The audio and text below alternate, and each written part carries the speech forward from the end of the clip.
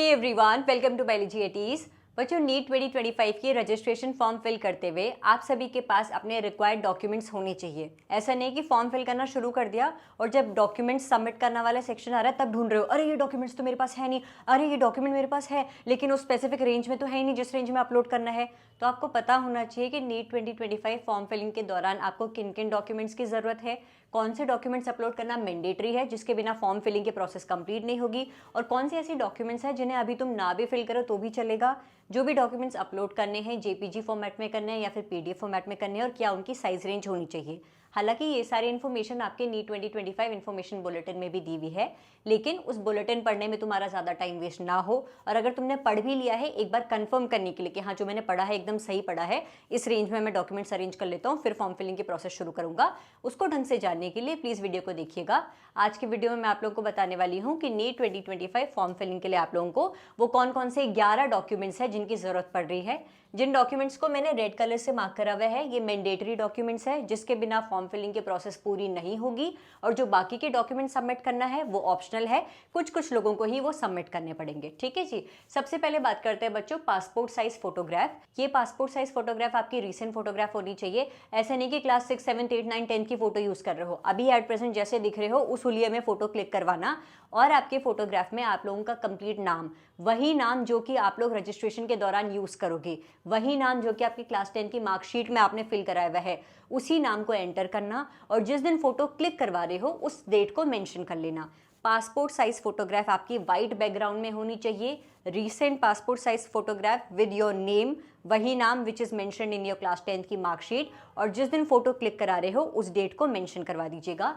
80% of your face should be visible आप लोगों की पासपोर्ट साइज फोटोग्राफ में।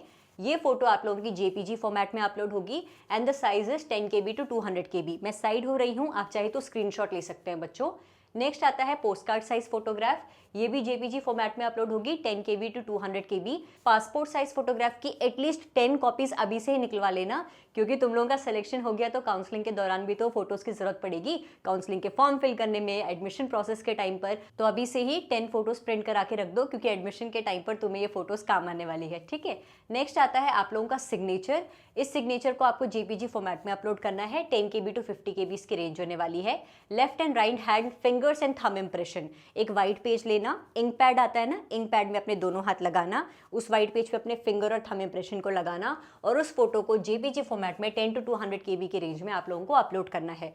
क्लास 10 की मार्कशीट प्लस पास्ट सर्टिफिकेट, इसको लेकर काफ़ी ज़्यादा बच्चे कंफ्यूज्ड हैं। देखो 10th की मार्कशीट तो हर बच्चे के पास है, लेकिन कुछ बच्चे कह रहे हैं ये पास सर्टिफिकेट क्या होता है। कुछ ऐसे बोर्ड्स भी होते हैं बच्चों जहाँ पर मार्कशीट अलग से दी जाती है और पासिंग सर्टिफिकेट अलग से दिया जाता है। तो अगर आप लोग किसी ऐसे बोर्ड से बिलोंग करते हैं, किसी ऐसे स्टेट बोर्ड से बिलोंग करते हैं जहाँ पर आप लोगों को क्लास 10 की मार्कशीट का अलग डॉक्यूमेंट मिलता है और पासिंग सर्टिफिकेट का अलग डॉक्यूमेंट मिलता है, तो आप लोग मार्कशीट वाले सेक्शन में अपनी क्लास 10 का स्कोर कार्ड अपलोड करोगे, मार्कशीट अपलोड करोगे, और पास सर्टिफिकेट वाले सेक्शन में वो पासिंग सर्टिफिकेट अपलोड कर दोगे। लेकिन अगर आप लोग सीबीएसई बोर्ड से हो या फिर किसी ऐसे बोर्ड से हो जहां पर आपकी मार्कशीट ही पासिंग सर्टिफिकेट का काम करती है, तो आप लोगों को मार्कशीट वाले सेक्शन में और पास सर्टिफिकेट वाले सेक्शन में दोनों कॉलम्स में अपनी मार्कशीट अपलोड करनी होगी। ये आपको पीडीएफ फॉर्म में अपलोड करनी है। The range should be 50 KB to 300 KB। उसके बाद क्लास 10 सीजीपीए कन्वर्जन सर्टिफिकेट, ये नई चीज आई है, अभी पिछले सालों तक ये चीज कहीं भी नहीं दिखती थी। इसका क्या मतलब है?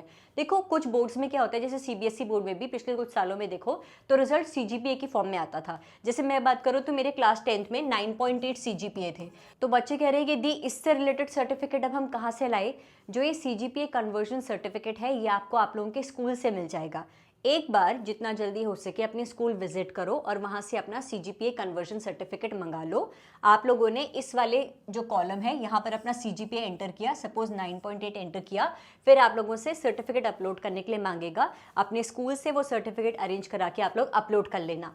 अगर तुम्हें लग रहा है कि दी जहाँ मेरा स्कूल था अब तो मैं वहाँ रहता ही नहीं हूँ और वो सिटी मेरे घर से बहुत ज़्यादा दूर है, बहुत हज़ारों किलोमीटर ट्रैवल करना होगा, तो मैं फिर भी एक बैकअप प्लान आपको दूंगी। ये सिर्फ तब करना जब तुम्हें लग रहा है कि मेरे लिए सर्टिफिकेट अरेंज कराना पॉसिबल ही नहीं है। सीजीपीए को परसेंटेज में कन्वर्ट करने का एक छुटका सा फॉर्मूला होता है कि सीजीपीए को आप 9.5 से मल्टीप्लाई कर दीजिए, जो आंसर आएगा वो आपकी परसेंटेज होगी। तो आप क्या कर सकते हैं, क्लास 10th में जो भी आपकी सीजीपीए थी उसको 9.5 से मल्टीप्लाई करिए, जो आपकी परसेंटेज आती है। सपोज मैं कह रही हूँ कि 90% आ रहा है, इस परसेंटेज को यहाँ क्लास 10th CGPA या फिर मार्क्स वाला जो सेक्शन बोल रहा है वहाँ पर एंटर कर दीजिए। तो आपने भी अपने क्लास 10th का स्कोर परसेंटेज के फॉर्म में एंटर कर लिया होगा। ये चीज़ तभी करना जब आपको लग रहा है कि कन्वर्जन सर्टिफिकेट आप लोग अरेंज नहीं करने वाले हो।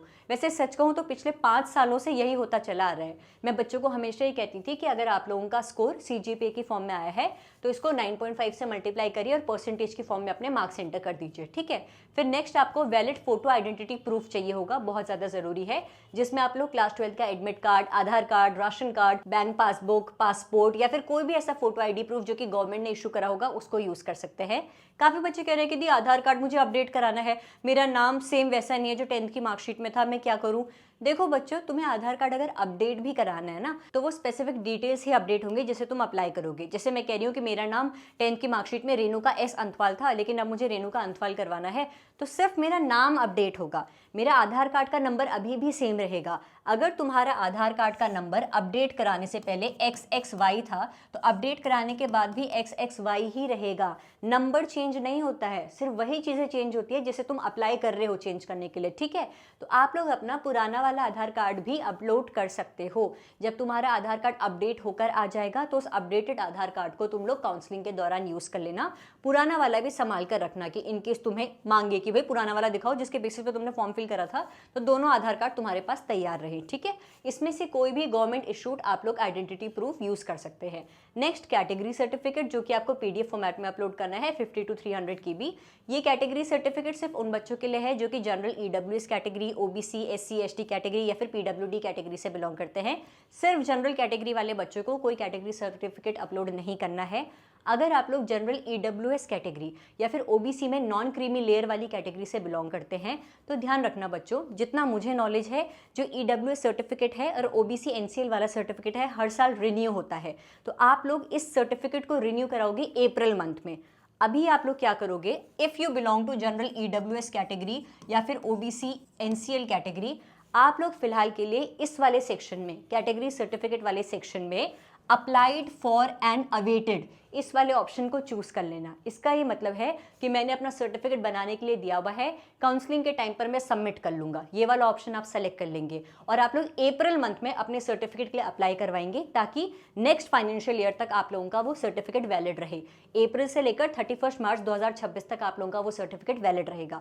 अगर आप लोग SC ST कैटेगरी से बिलोंग करते हैं तो आप लोगों की तो सर्टिफिकेट की लाइफ टाइम वैलिडिटी होती है, आप लोग अपना पुराना सर्टिफिकेट अपलोड कर सकते हैं। लेकिन EWS कैटेगरी और OBC NCL कैटेगरी वाले बच्चे क्या करेंगे, अभी अप्लाइड फॉर वाले सेक्शन को सेलेक्ट कर देंगे और अप्रैल मंथ में अपना सर्टिफिकेट बनवाएंगे और काउंसलिंग के टाइम पर उसे सबमिट कर देंगे। एक और चीज, अगर आप लोग OBC NCL ऐसी कैटेगरी से बिलोंग करते हैं जो कि सेंट्रल लिस्ट में आती है तो आप OBC कैटेगरी में कंसिडर करे जाओगे।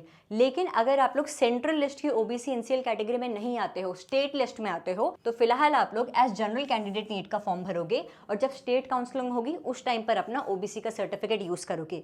अगर कोई ऐसा बच्चा है जो OBC NCL स्टेट लिस्ट में है, सेंट्रल लिस्ट में नहीं है, और उसने OBC NCL नाम से ही अपना नीट का फॉर्म फिल कर दिया है तो भी कोई बात नहीं, नीट की ऑल इंडिया काउंसलिंग में आपको जनरल कैंडिडेट कंसिडर किया जाएगा, लेकिन स्टेट काउंसलिंग में आप लोगों को एज OBC NCL कैटेगरी का बच्चा कंसिडर किया जाएगा। आई होप इसको लेकर कोई डाउट नहीं रहेगा। If you belong to general EWS category या फिर OBC NCL कैटेगरी, आप लोग अप्लाइड फॉर्म ऑप्शन चूज करिएगा और अप्रैल मंथ में अपना सर्टिफिकेट बनवाइएगा।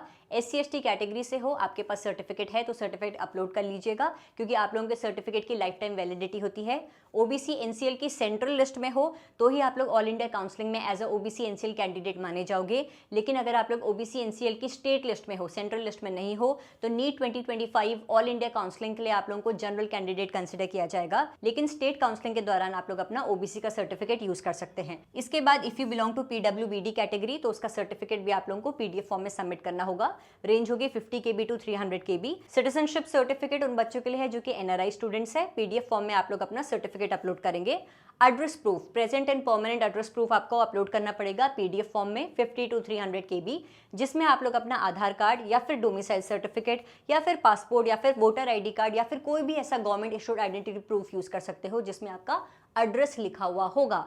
तो ये 11 डॉक्यूमेंट्स हैं जिसकी आप लोगों को नीट 2025 फॉर्म फिलिंग के दौरान ज़रूरत पड़ेगी, जिसमें से passport and post pass size photograph, signature, left and right hand thumb and finger impression, 10th की marksheet plus passing certificate, valid photo ID proof और एड्रेस प्रूफ, ये सारे मैंडेटरी डॉक्यूमेंट्स हैं जिनको आपको रिक्वायर्ड होने ही होने हैं। कैटेगरी सर्टिफिकेट अभी तक नहीं बना है तो अप्लाइड फॉर वाला सेक्शन आप लोग चूज कर दोगे और काउंसलिंग के दौरान अपना कैटेगरी सर्टिफिकेट सबमिट कर लोगे। नीट 2025 फॉर्म फिलिंग के दौरान क्या एग्जामिनेशन कोड आप लोगों को फिल करना है, किस बच्चे का क्या एग्जामिनेशन कोड होने वाला है, उसके रिगार्डिंग भी बहुत जल्द मैं वीडियो अपलोड करूंगी। प्लीज़ मैं पिछले वीडियो से भी कहती आ रही हूँ बच्चों, फॉर्म फिलिंग के लिए जल्दीबाजी प्लीज़ बिल्कुल भी मत करना। 2-3 दिन और रुक जाओ, थोड़ा पेशेंस रखो, एक बार सारे डाउट्स क्लियर हो जाए फिर नीट 2025 का फॉर्म फिल करना शुरू करना। आई होप डॉक्यूमेंट्स को लेकर अब कोई भी डाउट नहीं रहेगा। Thank you so much for watching this video and stay tuned for upcoming videos. Thank you.